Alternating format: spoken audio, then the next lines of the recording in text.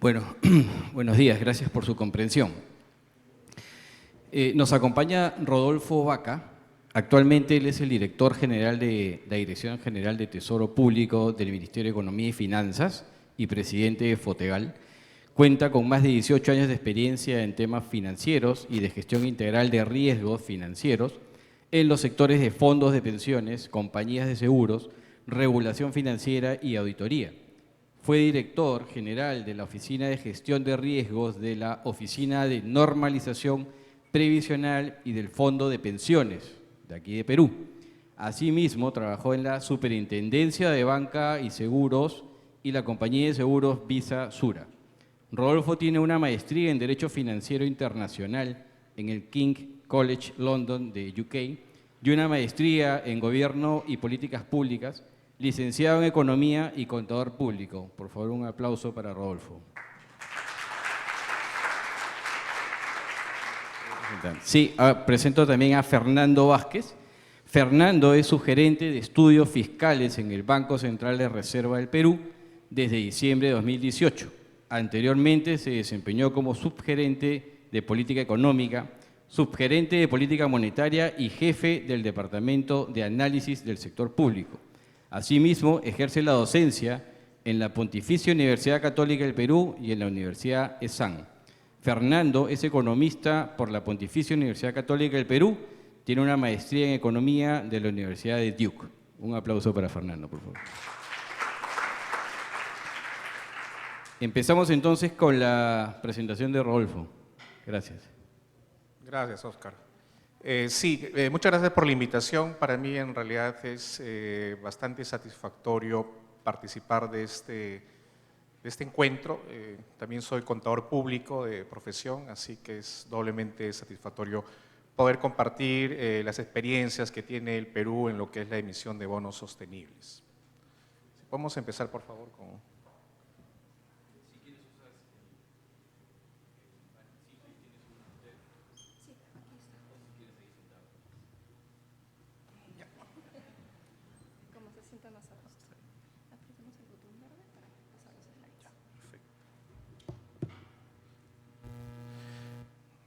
Sí, quiero compartirles un poco la emisión de bonos sostenibles que ha tenido el Tesoro Público, el Ministerio de Economía y Finanzas a lo largo de los últimos años, ¿no? Este es un tema institucional, es un tema que viene de gobierno, no es solamente de los últimos meses, no es una moda, ¿no? En realidad es una respuesta al mercado, a las nuevas necesidades de los inversionistas, tanto locales como globales, y detrás de eso hay políticas nacionales, ¿no? Entonces, un poco el mensaje es eso, no solamente es un tema de moda, sino es un tema que ha venido a quedarse, es una respuesta que se tiene frente a los mercados financieros y al mismo tiempo nos sirve para gestionar la sostenibilidad de nuestras finanzas públicas. Un poco la agenda, les voy a describir cuáles son los principales instrumentos temáticos, los principios generales bajo los cuales se circunscriben este tipo de emisión de bonos.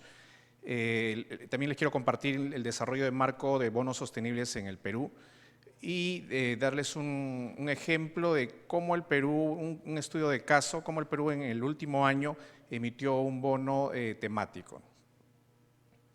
Bueno, cuando hablamos de los instrumentos de deuda temáticos, hablamos de estos 5 tipos principalmente de bonos, ¿no? Los primeros son los bonos verdes, que lo que buscan es financiar proyectos que puedan tener algún impacto en temas climatológicos, temas de reducción, por ejemplo, de lo que es la emisión de efecto de gas invernadero, ¿no? Entre otros.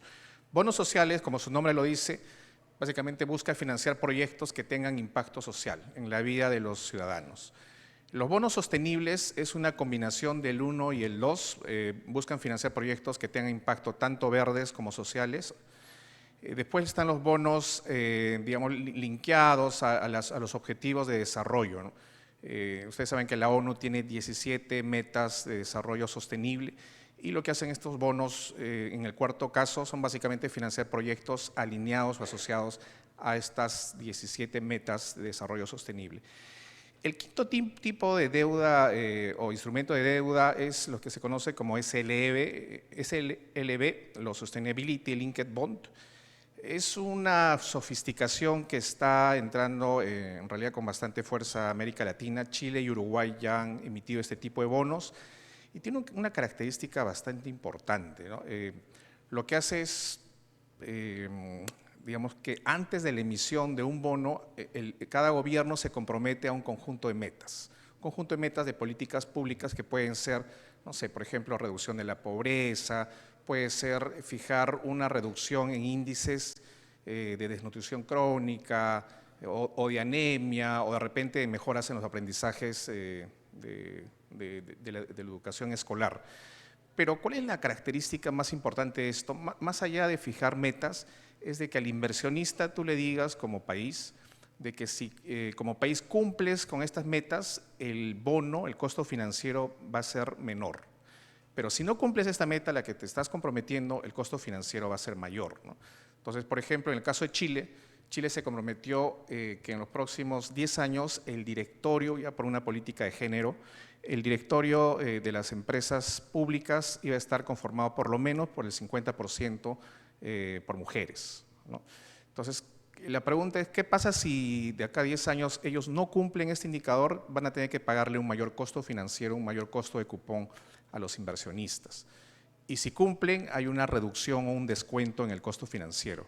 Obviamente ahí hay, digamos, algún reto contable, porque imagínense que estemos en el año 9 y ya como país ya se sabe que no se va a llegar a cumplir esa meta.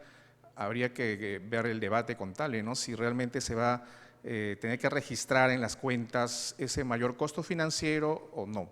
Entonces, sí hay una discrepancia contable para valorizar este tipo de bonos, más allá de que en el año 10 de todas maneras hay un proceso de auditoría, porque entre el inversionista y el país hay entidades tipo empresas auditoras que lo que hacen es garantizar el cumplimiento, los números y verificar que lo que esté reportando un país realmente sea creíble, ¿no? Pero igual detrás de esto también hay un debate contable, ¿no? Un poco para, digamos, centralizar la presentación, voy a compartirles exactamente los bonos sostenibles, que es el caso peruano, la emisión en los últimos años. Los bonos verdes, como les dije hace un momento, tienen beneficios ambientales o financiar proyectos ambientales en distintos sectores, ¿no? Puede ser sectores de conservación, eficiencia energética, transporte limpio, etcétera. En lo que son bonos sociales, buscan financiar problemas sociales, ¿no? Sabemos que países de América Latina tienen poblaciones vulnerables y lo que buscan estos bonos es cómo financiar proyectos que puedan ayudar o tener algún tipo de impacto social, de repente pensiones para un sector de la población informal, desprotegida, discapacitada, ¿no? Y los bonos sostenibles finalmente es la sumatoria tanto de los bonos verdes como los sociales. Tiene un impacto en ambos casos. Un poco para ver números, estamos hablando del mercado de América Latina y el Caribe.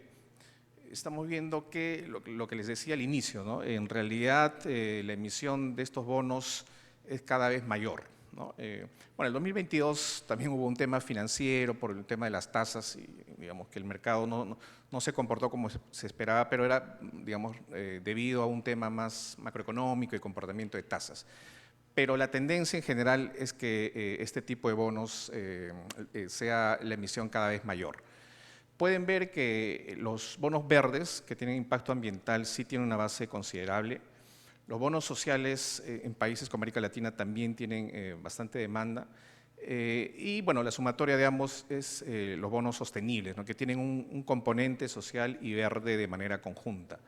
Están los bonos de transición, que básicamente lo que hacen es financiar economías que pueden ser altamente contaminantes y tienen digamos, el objetivo de reducir las emisiones de efecto invernadero y financian estos programas que van a ayudar a transitar de una economía contaminante, por llamarla así, a una economía más limpia, ¿no? Y el otro tema es, el otro tipo de bonos es SLB, el Sustainability Linked Bond, que es lo que les decía, ¿no? Que tiene esta penalidad de incremento o disminución del costo financiero de los bonos, aunado al cumplimiento de metas de políticas públicas que se tengan en el país. El mercado es bastante grande, estamos hablando que el año 2021 llegó a 63 mil millones de dólares, 63 billions, ¿no? digamos, en la nomenclatura estándar. ¿Y quiénes son los que más emiten? Los que más emiten son los emisores corporativos, luego vienen los emisores soberanos, los países, los bancos de desarrollo, las empresas corporativas financieras, las entidades respaldadas por gobiernos, ¿no? Ok, existe esta institución que es la Asociación Internacional de Mercado de Capitales, que ha difundido una serie de principios, ¿no? Tenemos los principios de bonos verdes, los principios de bonos sociales, los principios de bonos sostenibles, ¿no? Y también han publicado en el año 2021 una serie de procedimientos, procesos, cómo es que se tiene que emitir estos bonos, la opinión que debe tener un tercero para garantizarle al inversionista transparencia y que el inversionista entienda y aparte se asegure de que el dinero que ponen realmente esté yendo a los fines para los cuales fue emitido este bono. Ya entrando a la experiencia del país que les quiero compartir, en lo que es los bonos sostenibles, algunos hitos en el Perú. El año 2019, por eso les decía que esto no es solamente un tema financiero, esto viene ya de una política de Estado. El año 2019, el gobierno peruano aprobó el Plan Nacional de Competitividad y Productividad, ¿no? Con una serie de objetivos y dentro de cada uno de estos objetivos una serie de políticas que sean más aterrizadas, ¿no? Entonces, en la política 4.5, el Estado se comprometió a emitir instrumentos financieros verdes. ¿Ya? Ese es un primer hito dentro de este pipeline, digamos, de emisión de bonos sostenibles.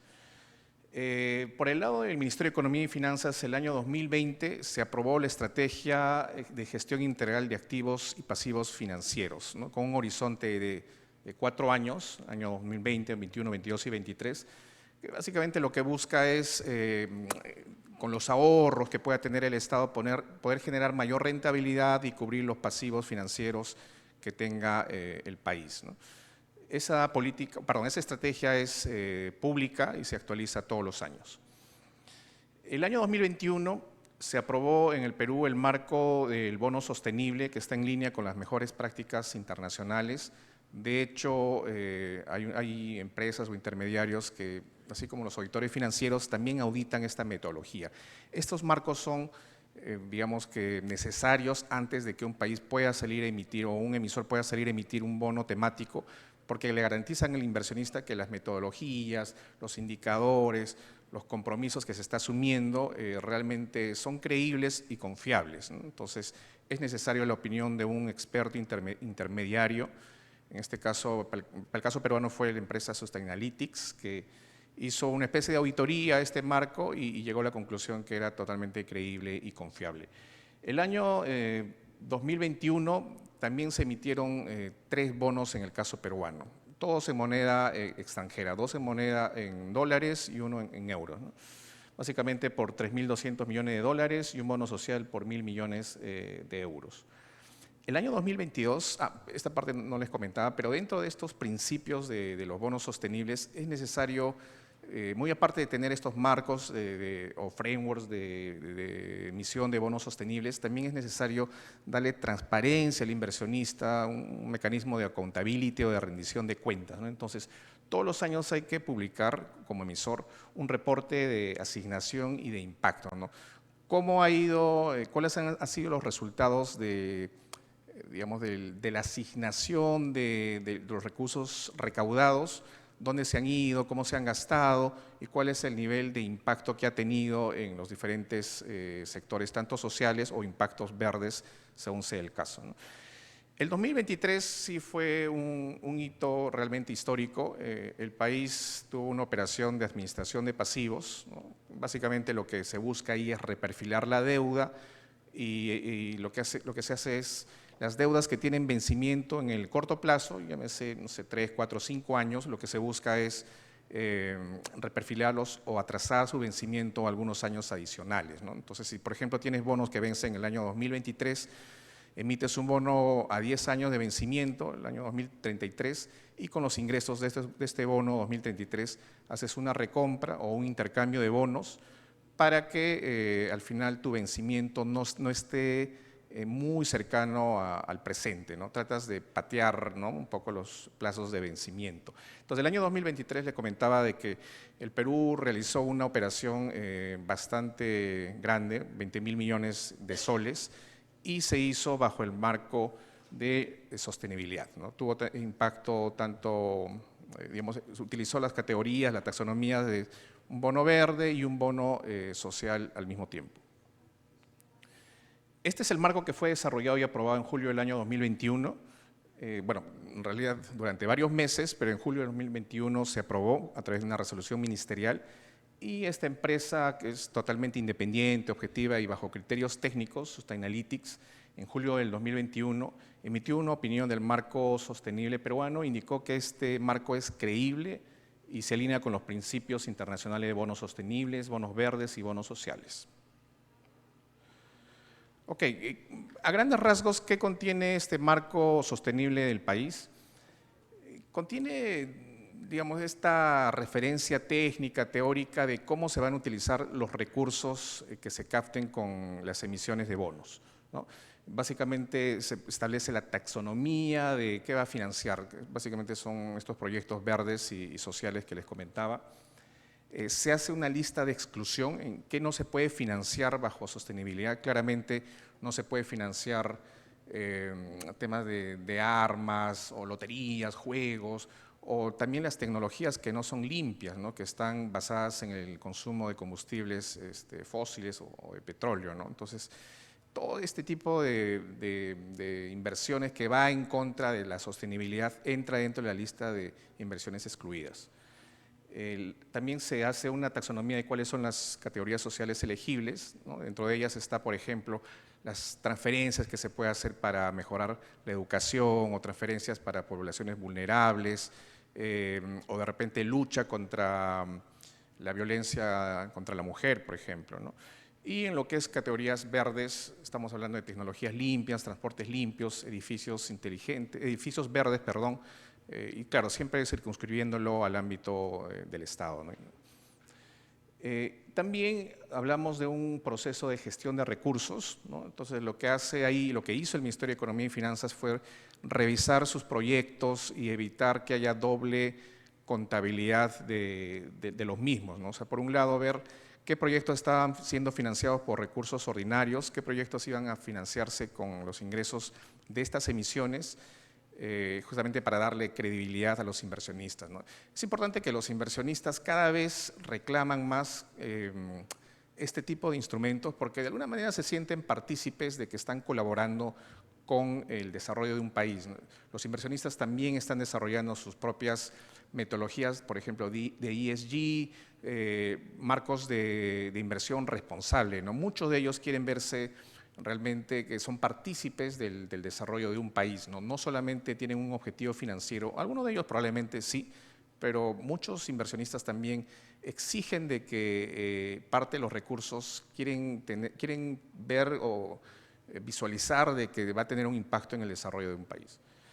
Después, de manera anual, hay unos reportes que se emiten a los inversionistas para que se les informe cómo se ha ido asignando los recursos captados, y sobre todo, algo importante, cuál es el impacto que se ha tenido tanto en los indicadores verdes como en los indicadores sociales. Ok, dentro del marco bono sostenible tenemos una taxonomía tanto por los bonos verdes, les voy a leer de manera bastante rápida. Están los edificios verdes, o sea, las emisiones pueden financiar estos proyectos: edificios verdes, energías renovables, eficiencia energética, transporte bajo en carbono, el tratamiento de aguas residuales, recursos naturales de suelo y áreas marinas, agricultura sostenible, manejo de residuos. Y en las categorías sociales está el apoyo a grupos vulnerables. En el caso peruano tenemos un sistema de focalización de hogares, ¿no?, donde se determina qué partes o en qué zonas geográficas están las familias pobres, debajo de ciertos quintiles de ingresos, ¿no? Entonces, el Estado ahí asume algunas políticas de transferencia de ingresos y es importante financiar este tipo de programas, ¿no? También está dentro de estos principios sociales lo que es acceso a vivienda asequible, de educación y servicios de salud. Y finalmente, un apoyo a las MIPYMES y programas sociales, como podría ser, por ejemplo, el financiamiento a pequeñas y medianas empresas. Ya entrando al estudio de caso, el año 2023, hace poco, hace algunos 4 o 5 meses, se dio la emisión más grande de la historia de la República del Perú, pues hizo una operación de administración de pasivos por 20.000 millones de soles, ¿no? Entonces, básicamente ahí se hizo una emisión por 16.000 millones de soles, 9.000 de ellos fue para hacer una recompra de bonos que ya estaban en vencimiento y 7.000 millones para hacer intercambio de bonos, que es lo que le decía, lo que se busca es reperfilar los vencimientos, ¿no? Que las obligaciones de corto plazo, no, por un tema de liquidez, vayas posponiéndola en el tiempo, ¿no? Y algo importante sobre este bono, les decía que la demanda fue de 20.000 millones, que no todo fue financiado con bonos, ¿no? El Tesoro Público maneja un concepto que se llama fungibilidad y cuenta única, que es una especie de excedentes de liquidez, ¿no? Que no se gastan todos los años, se tiene una mirada intertemporal, por así llamarlo, y es como una especie de cuenta de ahorros del Estado, ¿no? Y esa cuenta de ahorros del Estado, que nosotros le llamamos la cuenta única del Tesoro, lo que hizo fue financiar parte de la demanda que tenían los inversionistas, ¿no? Entonces, en efecto neto, la demanda de los inversionistas fue de 20.000 millones de soles, se cubrió esa demanda con una emisión de 16.000 millones y el saldo de 4.000 fue financiada con estos ahorros que se generaron desde el Tesoro Público. Comentarles un poco la demanda vino de países como de Asia, Europa, Latinoamérica y Norteamérica, básicamente por gestores de fondos, fondos de pensiones, instituciones bancarias, hedge funds, aseguradoras y otros. ¿Cuáles son los beneficios de una emisión de bonos sostenibles? Para los emisores es básicamente proporcionar una fuente adicional de financiamiento, después también un mayor alineamiento en la duración e instrumentos y el ciclo de vida de los proyectos, diversificación de base de inversionistas. Hay inversionistas que tienen mandatos, tienen en sus políticas de inversiones de solamente invertir en este tipo de bonos, ¿no? Por ejemplo, los inversionistas de Noruega, ¿no? Noruega tienen esta mirada muy de inversionistas responsables, ¿no? Entonces, ellos tienen mandatos específicos de invertir en este tipo de bonos temáticos. Igual es una fuente de reputación para el país, ¿no? Porque muy aparte de estar gestionando su liquidez, su tesorería, también está comprometido con el desarrollo del país y con algunos indicadores tanto verdes como sociales. ¿Cuáles son los beneficios para el inversionista? Básicamente obtener rendimientos competitivos, pero también está el compromiso y que ellos sientan, una especie de engagement le llaman, que sientan que están contribuyendo con el desarrollo de un país. Y a nivel sistémico, básicamente es apoyar a economías que pueden ser altamente contaminantes y ayudarlos en su transición a ser una economía más sostenible. Ok, muchas gracias. Esa es la experiencia de Peruana Compartida.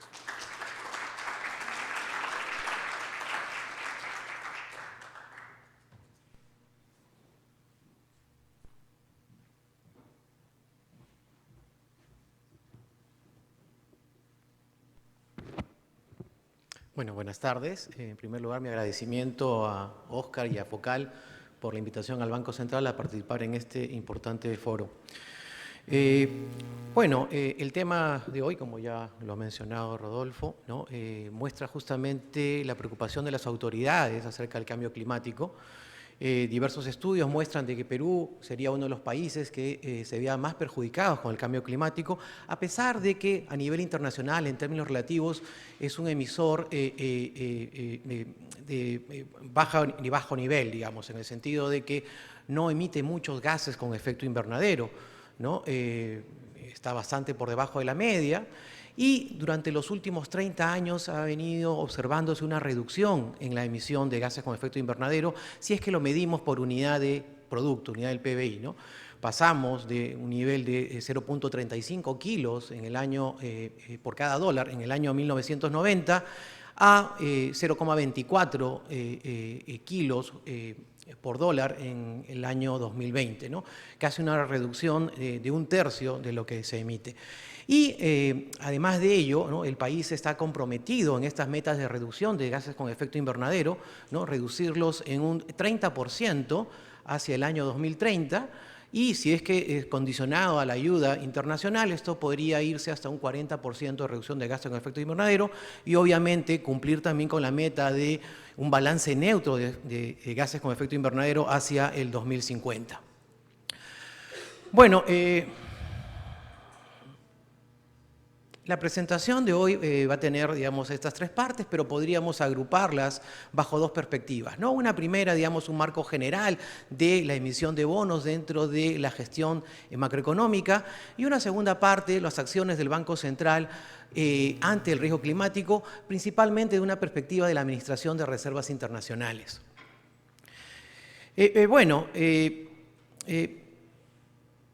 Primero, con el permiso acá de Rodolfo, algunas ideas acerca de la estrategia de endeudamiento, ¿no? Desde una perspectiva, digamos, un poco teórica, ¿no? Digamos, aquí están los tres pilares que deberían estar a la base de una estrategia de endeudamiento de mediano plazo, ¿no? Entonces, el primer pilar, en la parte superior, ¿no? Lo que nos muestra es el análisis de costos y riesgos que tiene que hacer la tesorería. Básicamente aquí lo que se busca es minimizar el costo de las emisiones sujetos a un nivel de riesgo prudente o aceptable, ¿no? Pero lo que nos interesa más, dado que la primera parte justamente es la labor central de Rodolfo, es la conexión que haya con la parte macroeconómica, ¿no? Entonces, en la parte inferior, en el lado izquierdo, tenemos de que la estrategia de endeudamiento tiene que ser consistente con el marco macroeconómico. Tiene que ser consistente, en principio, con las demandas de financiamiento del sector público, ¿no? Acá es importante, y va a facilitar bastante la vida del tesorero, ¿no? Si tenemos una política fiscal sostenible. Entonces, la estrategia de endeudamiento tiene que ir hilando justamente esos requerimientos que tenga el Tesoro de financiar el gasto con, digamos, la oportunidad de los recursos que se consiguen. Y además eso tiene que tener una vinculación también dentro de este marco económico con la política monetaria, ¿no? Esta estrategia tiene que velar justamente por, ¿no? La estructura de tasas de intereses que tenemos en el país, y cuál es la política monetaria, a dónde está yéndose las tasas de interés, ¿no? En el país. Entonces, eso tiene que tenerlo en cuenta, y también hay una retroalimentación para la política monetaria, porque justamente ese financiamiento del Tesoro va a afectar los flujos monetarios que justamente el Banco Central trata de regular para mantener, digamos, la inflación en su curso, ¿no? Y en el otro lado, ¿no? En el lado derecho tenemos estas fuentes de financiamiento, ¿no? Una parte de las estrategias tiene que velar justamente por la diversificación de las fuentes de financiamiento, y aquí vamos a ver justamente que tiene que ver también con el desarrollo de un mercado doméstico de deuda pública que muy bien ha desarrollado el MEF durante estos últimos 20 años. Entonces, en principio, digamos, un poco del marco institucional, ¿no? Aquí el Banco Central de Perú tiene un objetivo único, que es el objetivo de estabilidad de precios, pero también, digamos, también tiene algunas prohibiciones, ¿no? En particular, ¿no? La prohibición constitucional de dar financiamiento al Tesoro Público. Eso, digamos, como una respuesta, digamos, al proceso hiperinflacionario que tuvimos, ¿no? Durante la década del 80 hasta 1990, donde parte, digamos, del financiamiento que se estaba haciendo al Tesoro Público en ese momento, dado que había una política fiscal no sostenible, se tradujo justamente en presiones inflacionarias, ¿no? Entonces, si bien ya contábamos con una autonomía legal, porque de acuerdo a la Constitución el Banco Central era autónomo, se concedió, digamos, la autonomía efectiva, dando una prohibición del financiamiento al Tesoro Público dentro del marco que ponga la ley orgánica. Y la ley orgánica, efectivamente, contempla también esta prohibición del financiamiento hasta un cierto límite. El Banco Central puede comprar títulos de deuda pública, pero únicamente en el mercado secundario. No puede comprar una emisión primaria, no puede dar financiamiento primario al Tesoro Público, y también con un tope, ¿no? Hasta solamente el 5% de la base monetaria del año anterior, ¿no? El incremento en la deuda, que adquiere el Banco Central en el mercado secundario no puede pasar del 5% de la base monetaria del año anterior. Y dentro de ese tope, ¿no? El Banco Central ha hecho algunas adquisiciones en los últimos años, ¿no? Tenemos algo de 5.000 millones de bonos soberanos por el Banco Central, y de ellos, en esta última emisión justamente de bonos sostenibles, tenemos 420 millones de dólares que ha adquirido el Banco Central. Y bueno, como comentaba, ¿no? la estrategia de administración de deuda tiene un correlato dentro de la política monetaria y es un mecanismo bidireccional, ¿no? Tenemos un mecanismo de coordinación bastante importante aquí en el Perú, que es a través del Comité de Caja, ¿no? Que se creó también, ¿no? En el año 1990 como un mecanismo para asegurarse de que no hay más financiamiento por parte del Banco Central directamente, de manera tal de que haya un equilibrio entre lo que ingresa al Tesoro Público y con el gasto, ¿no? Entonces, ese mecanismo funciona, ¿no? Desde 1990 y está integrado por justamente estos 6 miembros, ¿no? El viceministro de Hacienda, que lo preside, el viceministro de Economía, el director general de Presupuesto, el director general del Tesoro Público, Rodolfo, ¿no? Y el gerente general del Banco Central y el gerente general del Banco de la Nación. Esto también le ayuda, digamos, al Banco Central para conocer, digamos, cuáles son los flujos monetarios que se va a enfrentar en el siguiente periodo, ¿no? Evidentemente, ¿no? Los retiros que tenga que hacer el Tesoro Público de la caja que mantienen el Banco Central y también, digamos, ¿no? La presión que podría ejercer, digamos, en el sistema financiero a través de la colocación de deuda. Entonces, es una herramienta importante de coordinación entre ambas entidades, ¿no? Que ya tiene un poco más de 20 años de existencia. Y bueno, ¿no? Lo que se ha visto, como comentaba, hace 2 filminas atrás, ¿no? Donde veíamos esa tercera pata que era la diversificación de fuentes de financiamiento del Tesoro. El Tesoro ha desarrollado, ¿no? Justamente una base local importante, ¿no? De financiamiento a través de la creación de un mercado de deuda pública, ¿no? Y aquí vemos esto, ¿no? En el año 2001, cuando se hizo la primera emisión de bonos soberanos, ¿no? Era en un plazo muy, muy corto, todavía no había, digamos, un ánimo de los inversionistas locales en comprar títulos de deuda, justamente porque, digamos, 10 años antes habíamos todavía tenido un proceso hiperinflacionario, ¿no? Y todavía no había mucha confianza, digamos, en la moneda local. Pero esto se ha venido cambiando, ¿no? El cumplimiento permanente, digamos, del Banco Central de las metas de inflación durante los 90s, en particular desde el año 97, tenemos tasas de inflación de un solo dígito, una política fiscal sostenible y también el énfasis que hizo el Tesoro Público en la creación de un mercado a través del programa de creadores de mercado en el 2003 ha permitido justamente este desarrollo del mercado de deuda doméstica, ¿no? Entonces, en el año 2001, una emisión únicamente de 2 años, ¿no? El bono 2003, ¿no? Con tasas de interés todavía bastante altas, digamos, justamente por esta percepción de riesgo, pero poco a poco, ¿no? Esta curva de rendimiento se ha venido expandiendo, ¿no? Y ya tenemos colocaciones, ¿no? A plazos bastante mayores. Y esto se ha plasmado también, ¿no? Justamente una externalidad acerca de el mercado de deuda privada, ¿no? Esto ha fomentado justamente o ha coadyuvado también a la desdolarización de la economía, ¿no? Porque también los emisores privados han venido emitiendo deuda justamente también en moneda local, ¿no? Entonces, si vemos, digamos, la foto que está aquí en el gráfico del lado derecho, ¿no? Lo que vemos que a inicios de la década del 2000, ¿no? Prácticamente no habían emisiones en soles nominales, ¿no? Estaba muy por debajo del 10%, ¿no? Y si habían emisiones en soles, eran básicamente en soles indexados a la inflación, ¿no? Y básicamente, ¿no?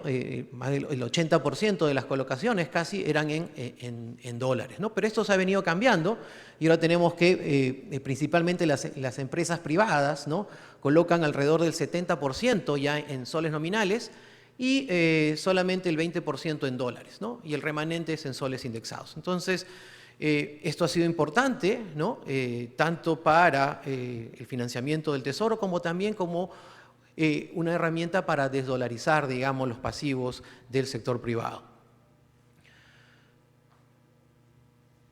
Y bueno, pasando a la siguiente etapa, ¿no? Vemos ahora un poco más del rol o las acciones que ha venido implementando el Banco Central para enfrentar este riesgo climático.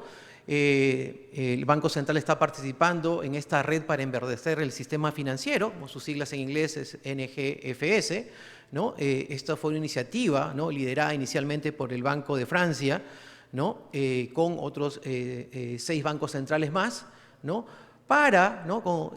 Teniendo como objetivo, ¿no? el de mejorar, ¿no? el funcionamiento del sistema financiero, ¿no? en el sentido de administrar mejor el riesgo climático y también, ¿no? promover el financiamiento de inversiones que sean sostenibles ambientalmente, ¿no?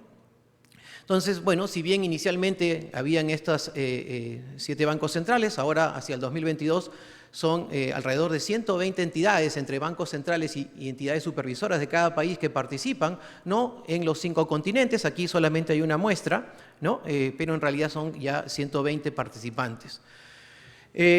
Y bueno, en realidad, ¿no? a los bancos centrales, además, digamos, de la contribución que quieren hacer al cambio climático, también ese cambio climático puede afectar a la política monetaria, ¿no? bajo 3 perspectivas, ¿no? En primer lugar, ¿no? lo que tenemos es que este cambio climático puede conducir, ¿no? a una reducción de la productividad. Y esa reducción de la productividad se va a plasmar, ¿no? en una menor tasa de interés neutral en el largo plazo, ¿no? Digamos, la tasa de interés neutral es la que permite equilibrar, ¿no? el ahorro con la inversión, ¿no? en ausencia, digamos, de fricciones, ¿no? es a donde en el mediano plazo deben ir las tasas de interés. Y esto, en principio, este cambio climático lo que llevaría es una caída en la productividad, lo que debería reducir a unas tasas de interés, a una reducción en las tasas de interés neutrales en el largo plazo, ¿no? Eso es algo que tiene que ver justamente para fijar su posición, ¿no? de política monetaria en los bancos centrales. Un segundo aspecto, ¿no? está relacionado a que debido a que se produzca este cambio climático van a ser más frecuentes los choques de oferta, ¿no? lo cual va a construir a la variabilidad de la inflación y a que aumente, digamos, esa volatilidad entre lo que se llama la inflación, ¿no? más vinculada al cambio climático, que va a estar vinculada más a choque de oferta, ¿no? alimentos y energía, con la parte más de mediano plazo, la inflación subyacente, que está más vinculada a presiones de demanda, ¿no? Entonces, es algo que tiene que tener también en mente porque va a haber más variabilidad justamente de la inflación. Y un tercer aspecto, ¿no? tiene que ver justamente a los riesgos que genera el cambio climático sobre las propias empresas privadas, ¿no?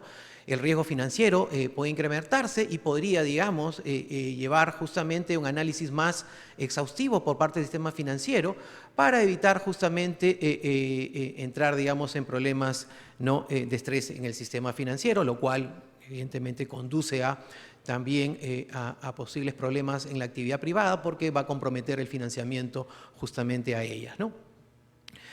Entonces, es algo que le interesa en general a los bancos centrales, además del compromiso que tengan hacia el cambio climático, y afecta directamente o puede afectar directamente a la política monetaria de los bancos centrales.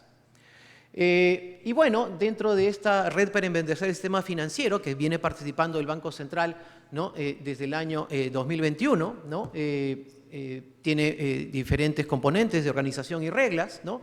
En principio, el órgano principal es ese plenario, donde están los representantes de todos los miembros. Hay un consejo directivo de 15 miembros, ¿no? que va a proponer al presidente y va a elaborar el plan de trabajo de la entidad, ¿no? Y para que una entidad participe dentro de este foro se necesita que al menos intervenga alguna de estas 5 áreas, ¿no? El diseño de las herramientas del análisis de riesgo climático, movilizar capital para inversiones verdes, la producción de investigación sobre el cambio climático, la participación en foros sobre financiamiento verde y también la voluntad de contribuir con los objetivos de la red para enverdecer el sistema financiero, ¿no? Entonces, el Banco Central aquí en el Perú participa al menos en 3 de estas áreas, ¿no? Y bueno, ¿cómo participa el Perú? El Perú, como digo, viene participando a través de emisiones primarias asociadas justamente a bonos temáticos, ¿no? El Banco Central participa y adquiere bonos temáticos emitidos, ¿no? internacionalmente. También, digamos, realiza estudios sobre los criterios de los bonos ambientales o sostenibles. Difunde también conocimiento acerca de los objetivos climáticos y viene participando ya desde 2015 en estos foros, pero la participación, ¿no? en la red viene desde el año 2021. Y bueno, ya vinculado un poco más en esta tercera parte, ¿no? sobre la participación del Banco Central a través del financiamiento climático, a través de y la administración de reservas internacionales, ¿no? Primero un poco el marco institucional, ¿no? Ya hemos comentado de que el Banco Central tiene como objetivo único el de estabilidad monetaria, estabilidad de precios, pero también se le concede la función, ¿no? Obviamente inherente a todo Banco Central, de administrar las reservas internacionales. Y bueno, en la ley orgánica establece, digamos, 3 criterios que tiene que manejarse para administrar estas reservas, ¿no? Uno es el criterio de seguridad, ¿no? De liquidez y de rentabilidad, ¿no? Y el artículo 72 de la Ley Orgánica establece la serie de activos en los cuales el Banco Central puede invertir las reservas, ¿no? Entonces, bueno, desde el año 2014 el Banco Central viene adquiriendo bonos temáticos, ¿no? Y también coopera con la red de bancos centrales para promover la sostenibilidad, ¿no? Como comentaba, el Banco Central se unió en la red para invertir el sistema financiero desde el año 2021 y también, ¿no? Colabora tanto con el BIS como el BCB en grupo de estudio para la inclusión del riesgo climático en la gestión del riesgo de la administración de las reservas. Y bueno, el Banco Central, como digo, invierte, ¿no? A través del tramo de inversión. El Banco Central tiene varios tramos con los cuales invierte en las reservas internacionales y particularmente dedica recursos en el tramo de inversión que está vinculado justamente a la posición de cambio del Banco Central. Y bueno, ya ha invertido el 4% de este tramo de inversión, ¿no? Principalmente los bonos están denominados en dólares. Y bueno, los bonos adquiridos el año pasado principalmente son bonos sostenibles y el resto sean estrictamente verdes o estrictamente sociales. Y bueno, se hizo una medición de parte del Banco Central por la parte de la Gerencia de Operaciones Internacionales si es que los bonos sostenibles cumplían con los criterios que la ley orgánica le encomienda para la implementación de las reservas internacionales y efectivamente los cumple, ¿no? Preservación del capital, ¿no? Es este objetivo de reducir el riesgo y lo que se ve que evidentemente la calidad crediticia está bastante asociada a la del emisor, ¿no? El criterio de liquidez, lo que se ve más bien aquí es un elemento positivo, ¿no? Porque lo que se ve es que el spread, digamos, de los bonos es en realidad incluso ha sido durante el periodo de análisis relativamente menor que otro tipo de bonos, ¿no? Lo cual evidentemente redunda en que si es que se quisieran venderlos no va a presionar mucho, digamos, al precio, ¿no? Y de retorno lo que se ve es que en realidad los componentes, como mencionaba Rodolfo, son competitivos, ¿no? Y que en realidad, ¿no? La rentabilidad es similar al promedio de los otros bonos, pero lo que se ha visto también es que ha tenido un menor grado de volatilidad, ¿no? este rendimiento. Y entonces estos bonos compiten y solamente como ejemplo de ganancia que hay en liquidez, ¿no? Esta spread que hay ha sido menor durante gran parte del periodo, ¿no? que los bonos no temáticos, ¿no? Bueno, como sé que soy el último expositor antes del almuerzo, ¿no? Entonces lo dejo allí para que puedan gozar rápidamente de él. Gracias.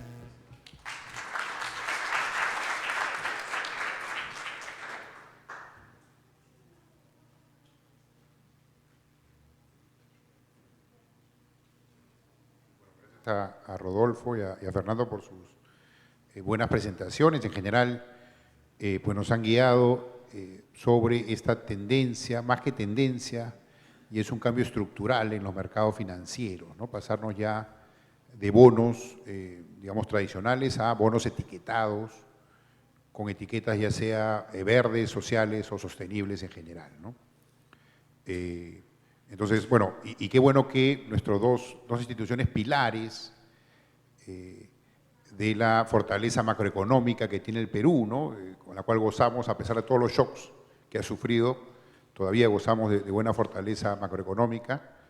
Los dos pilares, justamente el MEF y el BCR, pues hayan podido guiarnos por esta tendencia que hay en el mercado internacional ahora, ¿no? Entonces, y un poco preguntándole ahora a Rodolfo, nos ha contado, bueno, la experiencia que han tenido desde el Soberano con emisiones temáticas. Recordemos que el marco del bono sostenible se cerró en julio del 2021. Hacia fines de ese año, el MEF emitió, la República bonos sostenibles, ¿no?, por 3.250 millones de soles y un bono social por 1.000 millones de euros. Y más recientemente, como lo explicó Rodolfo, a mediados de este año se hizo una emisión que incluyó un canje de deuda, ¿no?, por algo más de 16.000 millones de soles, en este caso en moneda local, ¿no? Entonces, ya hay, digamos, cierta experiencia, cierto camino recorrido por la parte del soberano en este tipo de emisiones, y quería, Rodolfo, que nos cuentes un poco qué esfuerzo adicional implica el emitir un bono temático, un bono etiquetado, respecto a un bono que no tenga esa etiqueta, ¿no? ¿Qué tipo de compromisos hay que asumir, ¿no? Porque obviamente la etiqueta no es gratis, ¿no? Si finalmente, pues, que nos guíes un poco ahí en base a tu experiencia. Sí, gracias por la pregunta. En realidad, cuando hablamos de un bono que no sea temático, un bono play, vanilla, en realidad el trabajo es estándar, es trabajo con banco de inversión, visita de inversionistas y obviamente trabajo con abogados, ¿no? Pero cuando ya hablamos de bonos temáticos, sí hay un trabajo extra interno que ya está asociado más a una coordinación con nuestras áreas de presupuesto o de inversión pública, porque lo que se trata es de identificar proyectos de inversión, tanto sociales como verdes, que van a tener impacto en ambos sectores, ¿no? Entonces, a nivel de Ministerio de Economía y Finanzas sí tenemos, bueno, el Viceministerio de Hacienda. Dentro de Hacienda está el área de presupuesto, y presupuesto tiene toda la historia, el track, la trazabilidad de cuáles son, por ejemplo, los presupuestos programáticos. Cuánto se destina a estos programas de transferencias directas a familias pobres, o programas de protección de violencia contra la mujer, o a transferencias en pensiones a adultos mayores que no necesariamente participan de la economía formal y tampoco tienen pensiones, ¿no? Entonces, todo ese tipo de información está dentro de los registros que maneja el sistema de presupuesto. Pero por otro lado, también tenemos una dirección de inversión pública que lo que busca es formular proyectos de inversión en coordinación con todos los gobiernos subnacionales. Básicamente lo que buscan es ampliar la frontera de crecimiento de la economía de un país. Entonces, respondiendo directamente a tu pregunta, hay un trabajo previo interno que es identificar estos proyectos que puedan financiar este tipo de iniciativas con objetivos sociales y verdes, y finalmente, digamos, parte de la emisión, el dinero que uno recauda en estas emisiones podría financiar estos proyectos, y eso es algo que tiene que mostrarse a los inversionistas. A los inversionistas en estas rondas de visitas, roadshows que le llamamos, básicamente lo que se les dice, mira, a diferencia de un bono estándar, lo que ahora te vamos a ofrecer es un bono un poco más temático, pero ten la garantía que con los recursos que se van a recaudar vamos a financiar estos proyectos no sé, de saneamiento, estos proyectos con impacto social. Y los inversionistas, créanme, que se sienten algunos cómodos, otros de repente están viendo solamente el comportamiento de las tasas de interés, probablemente gestionan fondos de inversión, obviamente tienen un deber fiduciario. Su deber fiduciario es maximizar la rentabilidad financiera, pero hay otros inversionistas que se sienten muy cómodos con tener o compartir y ser un inversionista responsable, ¿no? Entonces, sí, respondiendo a la pregunta, hay un tema de complejidad porque sí implica una búsqueda de proyectos aplicables, y peor aún en esta última tipología, o mejor aún, perdón, en esta última tipología que les hablaba de los SLBs, ya hablamos de metas como país, ¿no? Entonces, por ejemplo, Chile y Uruguay sí han emitido este tipo de bonos, y ahí se tiene que coordinar con los sectores correspondientes para que los sectores interioricen y se comprometan a estas metas como país o como parte de una política pública. Porque si no se logran estos compromisos o estas metas en temas de desnutrición, o bueno, la variable que sea seleccionada, va a generar un costo financiero mayor para el Estado. Entonces va por los dos lados. Es un alineamiento entre los mercados financieros y una expectativa de cumplimiento de metas de las políticas públicas. Ok, Rodolfo, gracias por la explicación. Y entonces ahí cabría una repregunta, ¿no? Dado que sí hay un esfuerzo adicional por darle etiqueta a los bonos, ese esfuerzo es compensado, ¿no? Desde el punto de vista económico, pues uno hace un esfuerzo si va a ser compensado, digamos, ¿no? Entonces, este es el famoso greenium que le llaman en el mercado, ¿no? Que es spread para un emisor, por ejemplo, ¿no? Aquí Rodolfo estaba al lado del emisor. le interesa pagar una tasa más baja, ¿no? Entonces, ¿hay mayor demanda por este tipo de emisiones temáticas? Sería la pregunta, respecto a una no temática, es decir, un menor spread o una menor tasa final, ¿no? Que compense, por tanto, ese esfuerzo adicional que implica emitir un bono temático.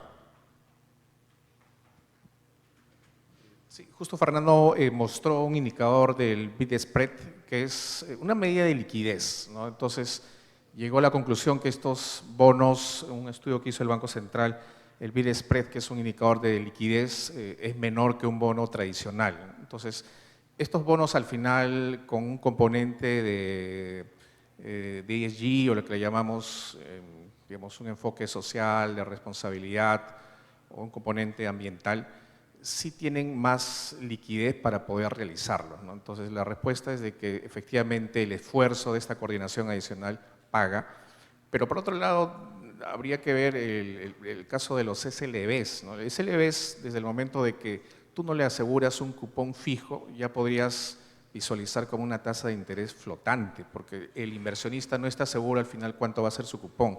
Si va a ser un 6% en caso que el país cumpla con una meta específica, una política pública, o si es que no cumple, podría ser un interés un poco mayor.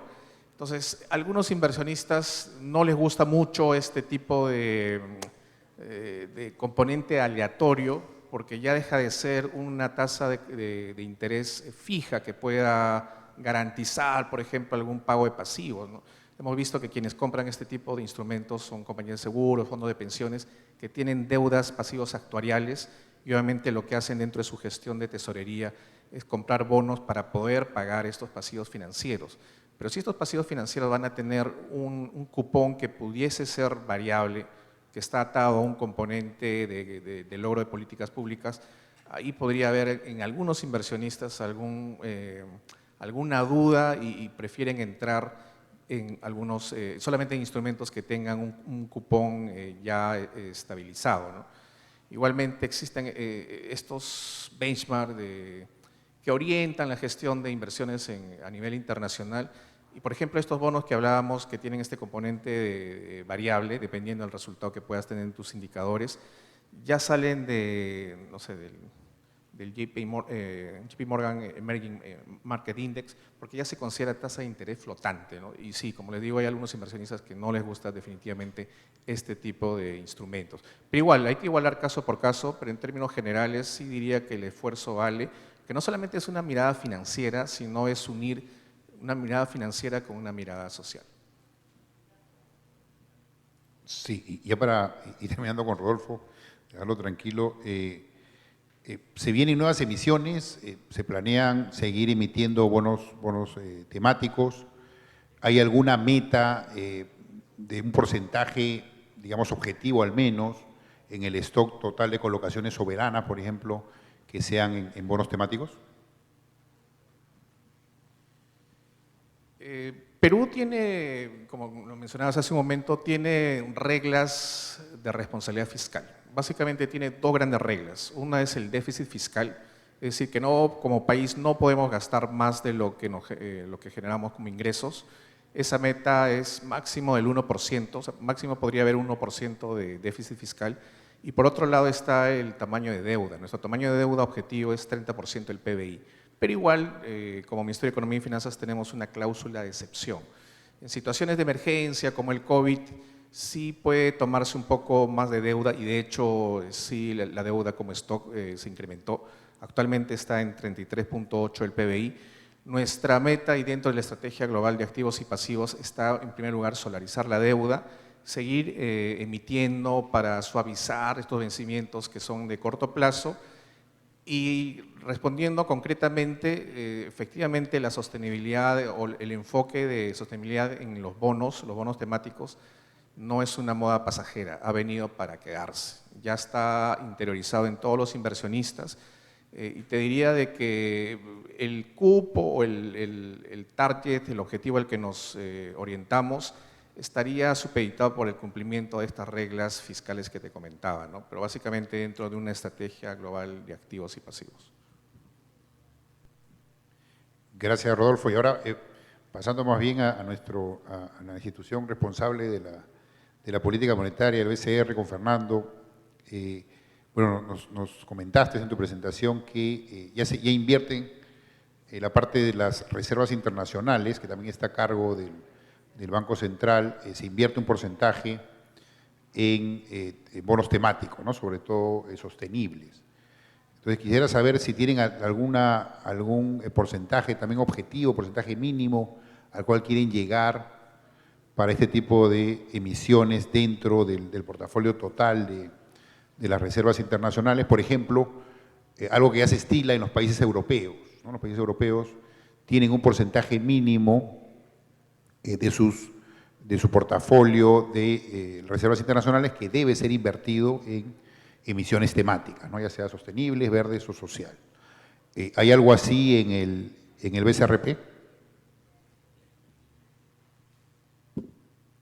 Muchas gracias, Paul. Mire, eso por el momento está en estudio, ¿no? Por el momento tenemos este 4% ya invertido y probablemente esto se incremente, pero todavía no tenemos un objetivo definido, ¿no? Se está evaluando efectivamente las emisiones que se realizan.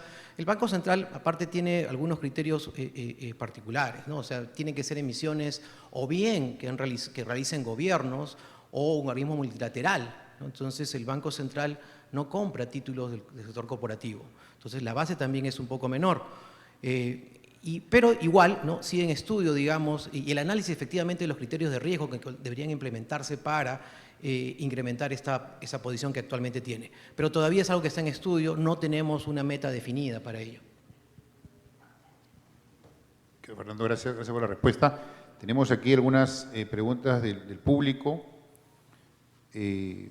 Nos preguntan específicamente respecto a las emisiones soberanas. Una vez realizadas las inversiones, ¿cómo es que se hace seguimiento al uso de los recursos? ¿Qué tipo de indicadores de eficiencia y de eficacia de política son reportados? Gracias por la pregunta. Sí, justamente está relacionada con tu pregunta anterior. Sí es complejo, de hecho el marco sostenible de estos bonos, que es información pública y está publicada en el portal del MEP, habla de una selección de proyectos inicial. Antes de la emisión hay un trabajo compartido con la Dirección de Presupuesto y la Dirección de Inversión Pública para identificar qué brechas sociales o qué brechas en temas ambientales van a financiarse o se han financiado en el pasado, ¿no? Porque también es cierto que dentro de estos bonos también cuenta como parte de estas inversiones, las inversiones en los últimos 3 años, ¿no? No solamente es lo que viene hacia futuro, sino las inversiones en los 3 últimos años. Poco de pasado, poco de presente y las futuras. Pero ya hablando de indicadores de impacto, ¿no? Ahí lo que básicamente se hace de manera anual a los inversionistas se les da un informe de asignación que sea equivalente al monto de la emisión en estos bonos. Por un lado, esa es la parte de la asignación, de cuánto ha financiado o va a financiar dentro de estos proyectos. Y por el lado del impacto, ahí se mencionan indicadores que tienen que ver con, por ejemplo, número de familias atendidas, tiene que ver con número de hectáreas, digamos, de áreas naturales protegidas, ¿no? Son indicadores que son totalmente objetivos, cuantitativos, no hay lugar a subjetividades, ¿no? Por eso que les decía que estas metodologías tienen que pasar por un proceso de auditoría, una opinión de un segundo totalmente independiente que garantizan que los indicadores van a ser medidos de manera objetiva, ¿no? Pero sí, en temas de indicadores estamos hablando básicamente de número de familias beneficiadas. Si fuese un indicador de apoyo, por ejemplo, a las MIPYMES, tendría que ser el monto de préstamos que se pueda dar a las pymes, número de personas beneficiadas por diferentes programas sociales. Gracias, Rodolfo. Ya por temas de tiempo no podemos atender a todas las preguntas, hay varias aquí. Una última para Fernando. Nos preguntan si el BCR puede comprar bonos temáticos de otros países y si hay algún límite para este tipo de inversiones. Sí, gracias por la pregunta. A ver, hay dos esferas acá. Uno, en el marco de la política monetaria, el Banco Central ha comprado, digamos, los bonos soberanos que emitió el Tesoro Público en el Perú como una herramienta también para inyectar liquidez de largo plazo.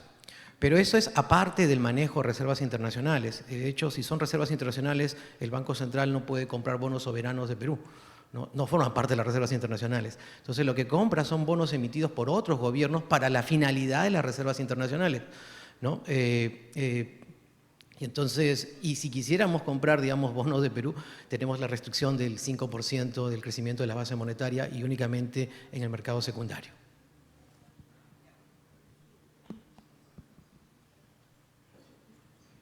Sí, gracias. Entonces me informan que ya no tenemos más tiempo.